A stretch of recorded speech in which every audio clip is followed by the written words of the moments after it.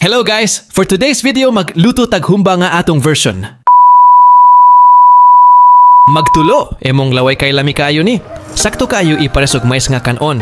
Mura nag-jelly sa kahumok. First step nato, ani ato ning pabukalan. Para mo humok, ato ni gisagulan og MSG, ground pepper, og granulated garlic para pawala sa baho sa karne.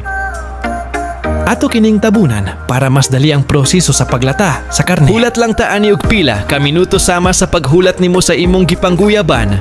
Naigo lang ka gipaasa. After pila ka minuto sa paglata, humok ma ang karne ug ready na sa next step.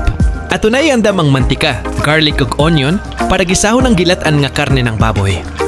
Ato dayon lunod ang karne para sa paggisa. Kamo lang guys, haon sa inyo diskarte sa pagluto. Ako lang ni gi-fried after sa lata para pawala sa bidli. Ato na kining gi-mix o gi-mekus-mekus o gi-orasyonan og oremos. Ato dayon sukaan, pampaaslom gamay sa mga imong naunanga aslom kaayo. Ato pod ning butangan og patis pinatuyok-tuyok sa masa imong ex nga parat kaayo niya gipatuyok-tuyok pod ka. Ouch!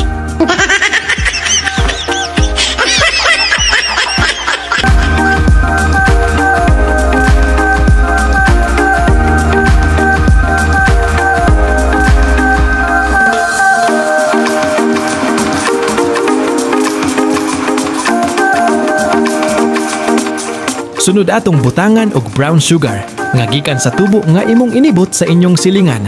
Lunuran na dayon nato og lamas nga gikan sa tindahan nga imong giotangan unya ra mabayran og mahinumduman. Ayaw di ma.